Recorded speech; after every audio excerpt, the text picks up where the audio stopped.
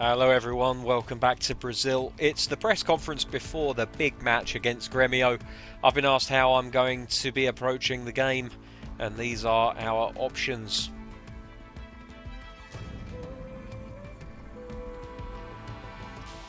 I think it's fair to say that we have a strong desire to win. They are our rivals after all, and above all else, we want to stay unbeaten for the rest of the season.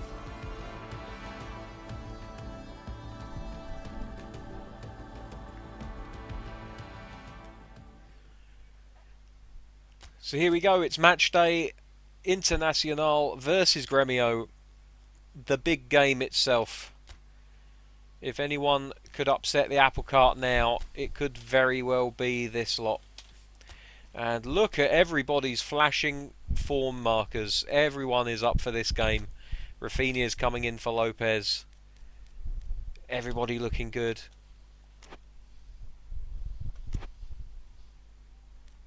Let's do this.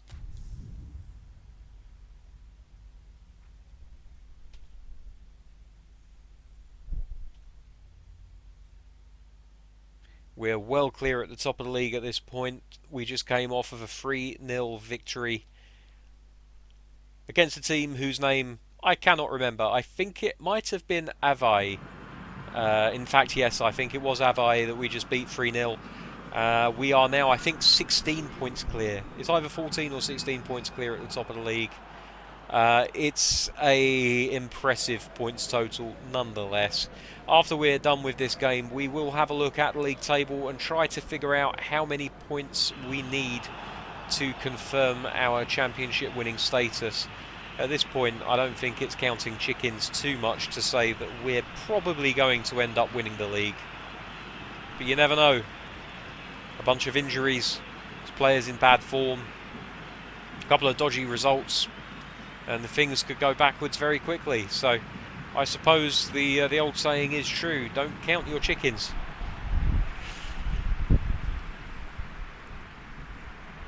Well, the crowd have welcomed us home to the Estadio Beira Rio.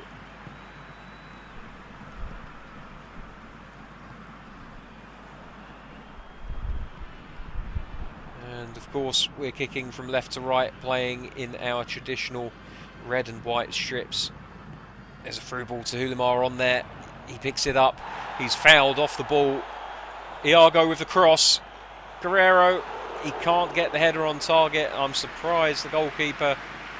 Sorry, not the goalkeeper. I'm surprised the referee didn't take another look at that pretty heinous challenge.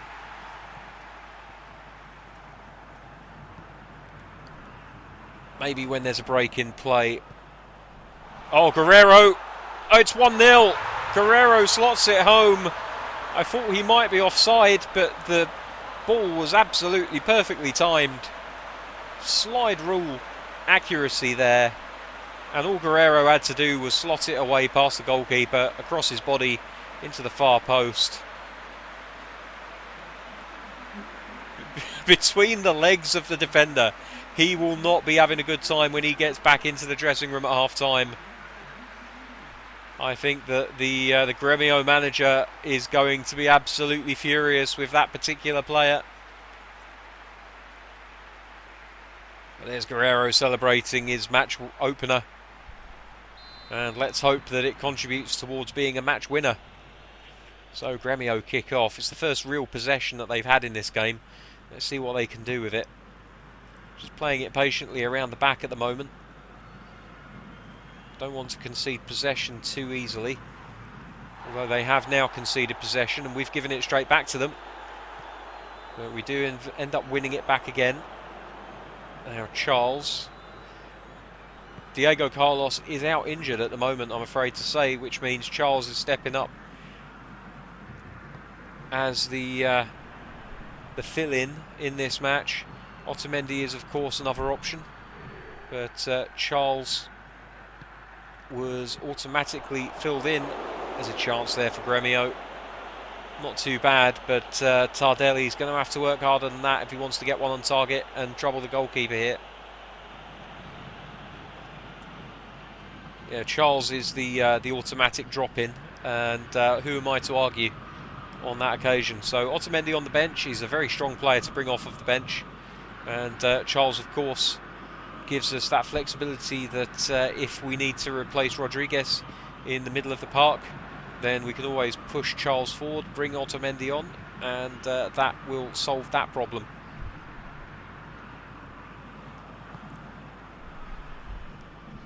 Now, with Diego Carlos being injured, it opens up a space on the bench, and that space has been taken by Antunes, the right back, who hasn't played too much for us this season, but when he has stepped in, he's impressed. He's defensively probably a slightly better option than, hang on just a second, than Mailton. Cross in from the aforementioned Mailton. Guerrero over the head, and again, couldn't quite get enough on it, just kind of looped into the air there. So yeah, we have options all over the pitch. If we need to go more attacking, we can do. If we need to go more defensive, we can do that as well.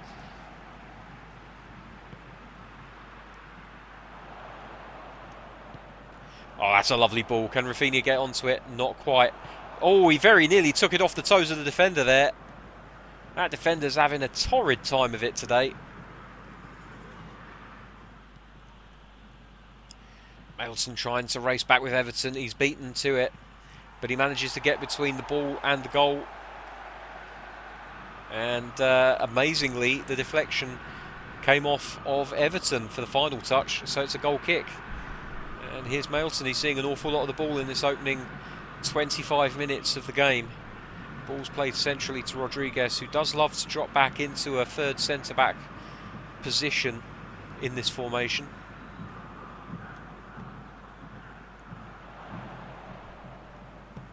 Down the line for Iago. He's going to put in a cross first time here. It's too close to the goalkeeper though. And Bicic ends up picking up the ball and rolling it out. No bother there for him whatsoever. Rafael Santos. He's got 3 men closing him down here. The hunger of these Inter players to win the ball evident for everyone to see. That's a nice ball forward into Leo Gomez. And another lovely ball forward. Looking for Tardelli but not quite finding him. But it's a dangerous ball that we're going to have to be aware of. Here's Rodriguez. Nonato plays the ball forward into Rafinha.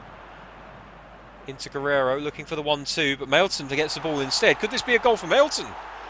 No, but he's not far off. It's not often that Mailton gets into these kind of positions. Can't blame him for having a shot when he does. It's going to be a restart from a goal kick. Bicic on the ball, plays it forward long towards Tardelli, the big centre forward. I'd say big, he's more of a scrappy centre forward. He likes to get in amongst it. Nonato and Maicon having a good old dust up there between the two of them, and Nonato ends up coming out with the ball. Rafinha plays it for Guerrero. Guerrero didn't keep his run going though. Fea's going to get to that quite easily and plays it into Gabriel, I think is his name. Here's Maicon. Into Santos, down the wing to Everton. They're approaching into the left-hand side of the Inter half now. Santos gives support to, hang on a second, long ball forward. Tardelli looking to get onto it, couldn't quite manage it. Rodriguez plays it into Nonato, and there's a lovely long ball forward to Hulimar.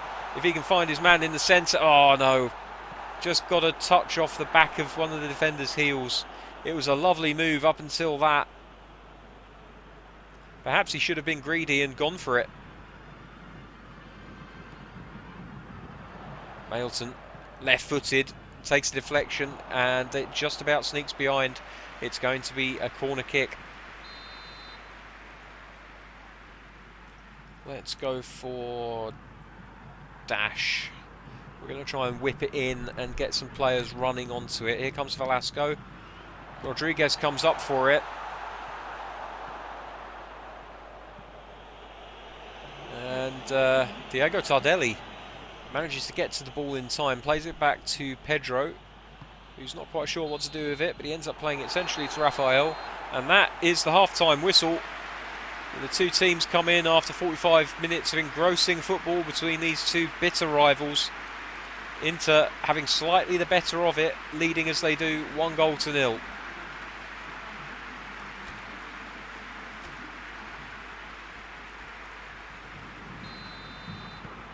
And the game begins again with a Gremio kickoff. This time they are shooting now from left to right, playing in predominantly black and blue with some white trim. Oh, he's done very well there, Everton. And Inter are going to have to wake themselves up. They've almost gone to sleep defensively there. Velasco is tackled in the centre of the pitch. Tardelli ahead with no one in front. But Schurz read the danger very nicely indeed. And ended up covering it off. Inter in no trouble and no rush whatsoever. They're just taking their time. It's Gremio that need the goal, not Inter. Takes a deflection and Santos retrieves it.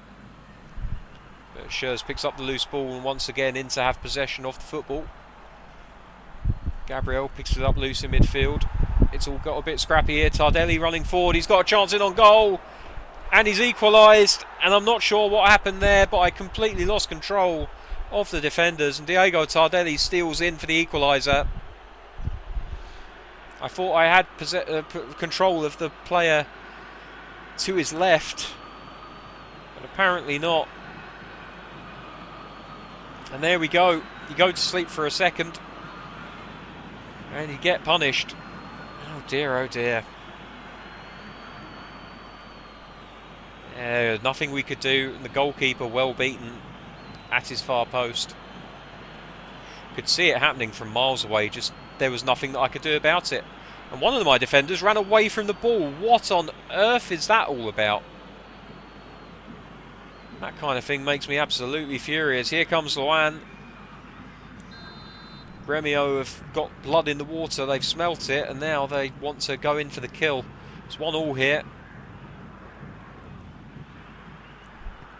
Ball forward into Hulimar. And he just can't keep it in play. It's poor play from Hulimar. Needs to do better than that. Bishik with the goal kick. Charles underneath it. Can he win the header? Not quite. Everton spreads the play out to Leo Gomez on this right hand side. Iago gets a touch on the ball, but it's going to stay in. Gomez is going to look to try and get across into the box. Iago didn't quite manage to get a touch onto it. Velasco picks it up and plays it out to Rodriguez, who plays a horrendous pass, but somehow manages to get his body in the way of the ball. But Alvarez out on the right here could get across into the box. Is in a dangerous position. Luan the near post. And surely isn't... Yes, it is. It's a goal for Tardelli again, I believe. And Gremio have turned this one around, and it's nightmare fuel for the Inter fans. Could this be Inter's first loss of the season?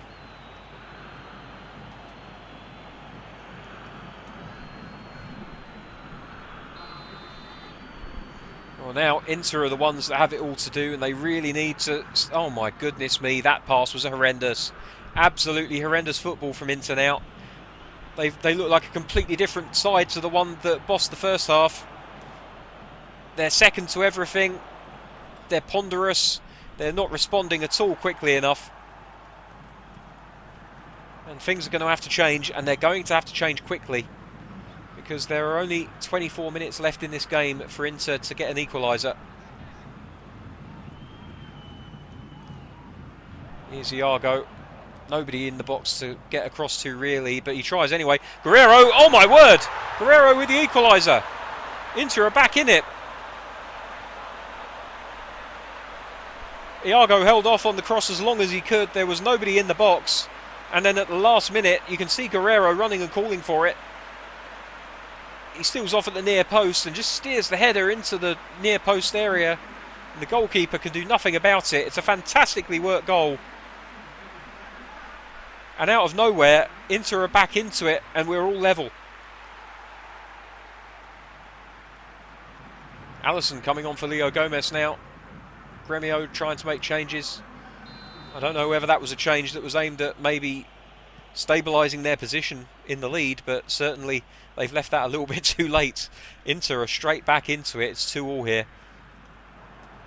And Iago does what he does best, wins the ball. Here's Guerrero.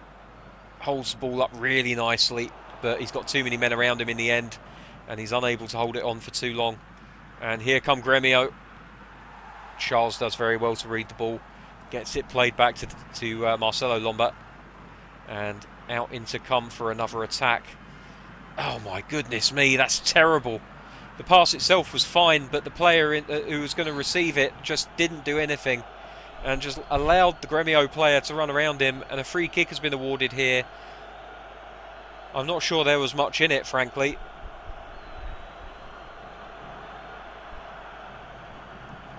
A little bit of shin-to-shin contact, certainly not enough for a free kick in my view. But here we go, on 74 minutes, can Gremio retake the lead?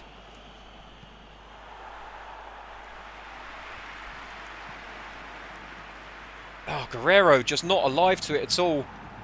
He's put his team in trouble here. That's a really nice dummy. Can Tardelli get his hat-trick? No, he can't.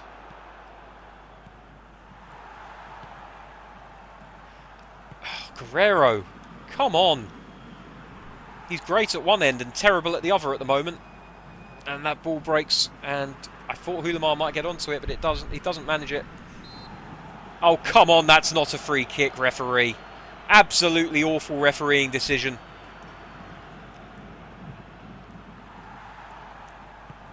Rodriguez. Again, Guerrero not being able to hold the ball up.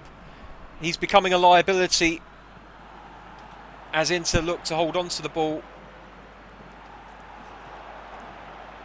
I think changes are going to have to happen before too long if this is going to carry on happening, because he's not linking up with the midfielders or the defenders well at all at the moment. Here's Tardelli looking for his hat-trick still. He gets past two, plays it into Luan. It's a good save from Lomba. He's going to allow the players to get forward and just play it long this time. Guerrero onto Allo. Mailton here. He's had one crack at goal. Is he going to have another? No, he thinks better of it. He knows holding on to possession slightly more important at this stage in proceedings. But that's a terrible pass again. What's going on with the passing? It's almost like something's making them pass badly. And it's not me. I've not changed what I'm doing here at all.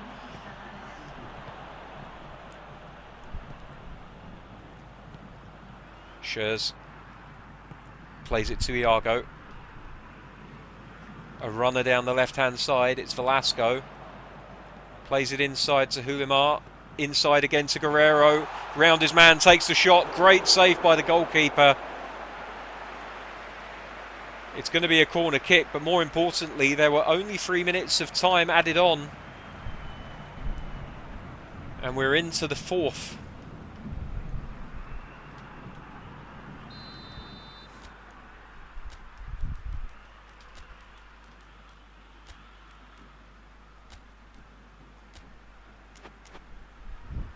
It might be a hiding to nothing, but I definitely want the big man available in the centre. We're going to go for the dash again. We're going to try and whip it in this time. Here we go. This is all or nothing. No, Hulimar couldn't get to it, and that's a full-time whistle. It's 2-2 here. It's not exactly the result that Inter would have wanted, but anything is better than a loss. Final whistle here. Internacional 2, Gremio 2, thanks to Tardelli and Guerrero. A real game of two halves for Guerrero. Brilliant in front of goal and pretty much awful anywhere else.